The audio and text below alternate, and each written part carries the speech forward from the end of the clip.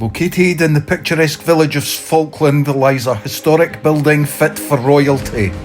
Once a royal hunting lodge and castle, it evolved to become a palace and a sanctuary for Mary Queen of Scots. Welcome to Falkland Palace. In the late 12th century, a royal hunting lodge was located on this site. The lodge was expanded in the 13th century to operate as a castle owned by the Earls of Fife, of the noted Clan Macduff. In 1371, Isabel Macduff, Countess of Fife, acknowledged Robert Stuart, Earl of Menteith and son of King Robert II, as her heir. She made him keeper of the castle and forest of Falkland. In 1402, Stuart, by then Duke of Albany, imprisoned his nephew and rival David Stuart, Duke of Rothesay, at Falkland. He was the eldest son of Robert III. The incarcerated Duke eventually died of neglect and starvation. Albany was exonerated from blame by the Scottish Parliament of Scotland, but suspicion of foul play persisted. These suspicions were carried against Rothesay's younger brother, the future King James I.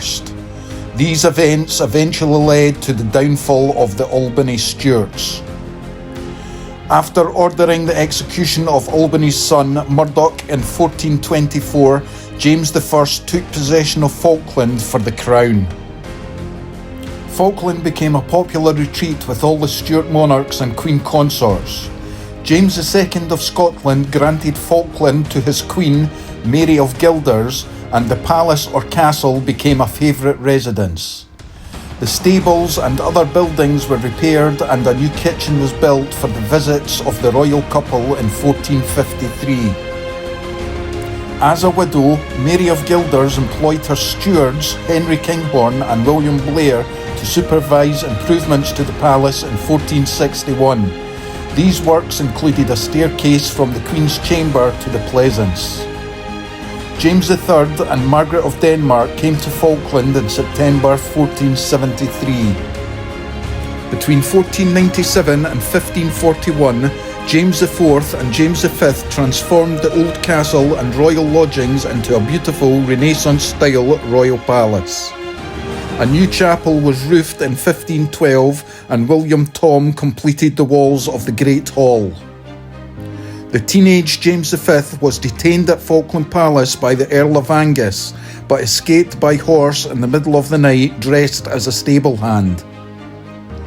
The Queen's Chamber was hung with tapestry for Margaret Tudor in September 1534. James V extended his father's buildings from 1537, and in 1541 he arranged to have a tennis court and bowling alley built in the garden. Mary was said to have scandalised the people of Scotland by wearing men's breeches to play the game. James V died at Falkland Palace in December 1542 from an illness induced by the shock of the Scottish Army's defeat at Solway Moss. Some say he also grieved his wife's failure to give him a male heir when she instead gave birth to the future Mary Queen of Scots.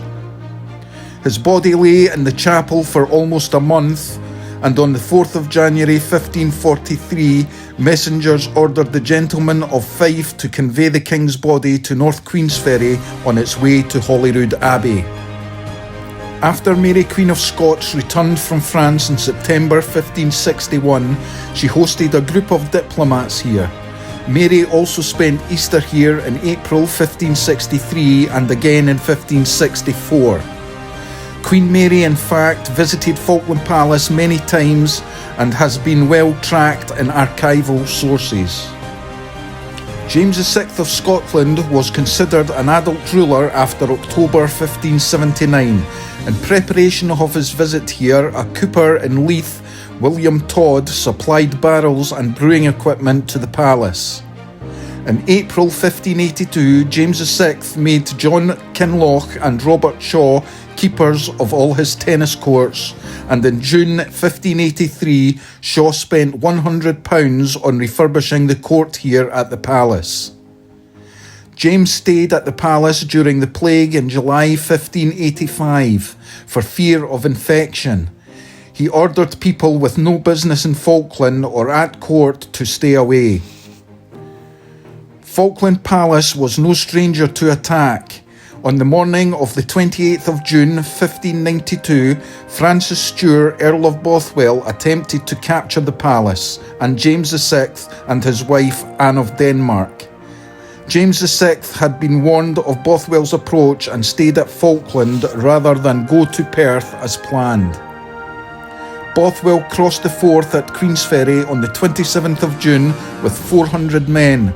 Bothwell's men attempted to batter down the gates but were repulsed by gunshots.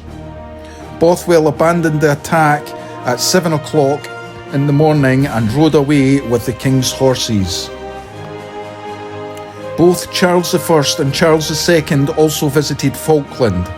Accounts survive of Charles' second stay in July 1650, when proclamations had to be made to reduce the inflated pricing of lodgings and horse hire charged in the village. A fire partially destroyed the palace during its subsequent occupation by Oliver Cromwell's troops and quickly fell into ruin. In 1887, John, the 3rd Marquess of Bute, purchased the estate of Falkland and started a 20-year restoration of the palace. Thanks to his restoration work, the palace remains standing today. In 1952, the hereditary keeper of the palace, Michael Crichton Stuart, appointed the National Trust for Scotland to take care of the palace.